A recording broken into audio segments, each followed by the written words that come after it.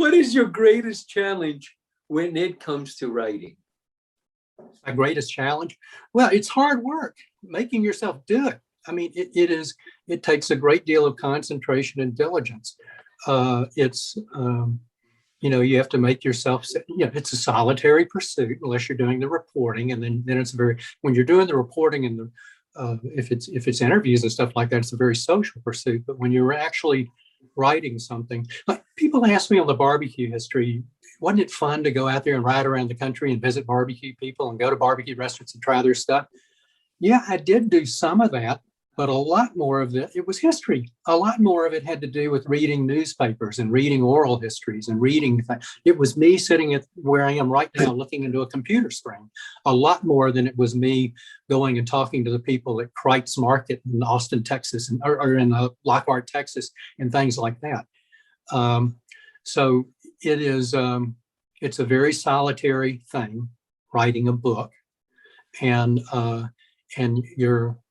you sort of get lonely and stir crazy. And let me say this, I'd spent all my life as a newspaper and to some extent as a magazine writer. And I usually did long form things quite often. So I was used to not turning something around for a 4 o'clock deadline. I'd work on something for a week or two or a month or something. But when you're going off and doing a book, which is what I've done since I left the newspaper, it's a different level of concentration and dedication. And, the longest thing I had ever written before in my life before I did my first book was probably a 10,000 word series in the Journal-Constitution, which is quite long for a newspaper. Well, my proposal for my book, Class of 65, was 17,000 words, the proposal. So it's just a different animal. And you have to learn to be so much more patient and to let things you have to unlearn all the things you learn as a reporter, which is when you're writing newspaper stuff, you're just always aware of the fact that you're competing for attention and somebody's going to get bored quickly. And you need to give them a very good hint of what's going on, even if you want to pull them along through a story. And in a book, it's just that writ much larger. If you're going to pull somebody through and make them care for 80,000 words, you've just got to lead them down a path with little flower petals. Is there anything meaningful that you would like to share with us?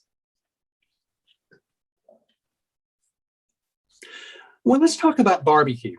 One of the things I wrestled with a lot with barbecue was who invented barbecue? Barbecue is obviously a global cooking technique that appears in a zillion cultures around the world, grilling and smoking foods. So it didn't originate in America. But we do have a very unique American take on it here that's probably the most famous example of this culture in the world. And it all came to root where you grew up down in the Caribbean. That's really the first place where all the ethnic threads that make American barbecue started to mingle. And so I thought about that a lot. When people knew I was working on this book, a lot of people, given the obvious race consciousness in America, a lot of people asked me, didn't Black people invent barbecue? And you can certainly make that argument. But in my view, there is no one ethnic group that invented barbecue. It has many authors. Now, I think African Americans are profoundly associated with it. And I think they had an outsized hand in creating the classic American barbecue, if only because in the colonial days and antebellum days, most barbecue was big event food. It was cooked at political gatherings and plantation socials. And more often than not, almost always, really, the people doing that cooking were enslaved Africans. And so I think that they had a huge hand in it. But I've had to tell people that I just don't think any one group invented it. This is a beloved culinary tradition that has authors on 5 continents. And maybe the African authors are the most significant, but you just can't say one group invented it. And this is such a ticklish question, of course, that I devoted a whole chapter in my book to it, The Color of Q. And that was something of a controversial decision to do that because most barbecue histories have sort of dealt with that obliquely. And I wanted to deal with it very much like the way I confronted it, which is something I've always wondered about and researched and I just wanted to deal with it directly. Fill in the blank. writing is exhilarating when you can say, I have written. when you can, well, I tell you what, when you can put it in past tense, when you can say you've done it. Writing is very exhilarating when you figure something out. When you figure out how to structure something, when you figure out how it's all going to work, it is so great. But there is nothing more panicky than having all that in front of you and not knowing what the answers are and how you're going to do it. In that case, you just feel like a blubbering idiot. And one of the things that I've taught writing courses several times over the years, most recently at the Decatur Writer Studio, which was part of the Decatur Book Festival. And one thing I always tell people is, I don't care how many books you've done or how many articles you've published, every story and every project's a new thing. And if you don't feel panicky and like you're a babe in the woods at the beginning of every one, then you're taking it too much for granted. Jim, what was your first job? My first job was when I was 15 years old. I was an usher at a theater. I was an usher at the Atlanta Theater, which was on Peachtree Street, right next to North Avenue Baptist Church. And it was an old line. It was actually built as the Erlanger Theater back in the 1920s as a vaudeville house. And they had long since turned it into a Cinerama theater and then a sort of big downtown theater.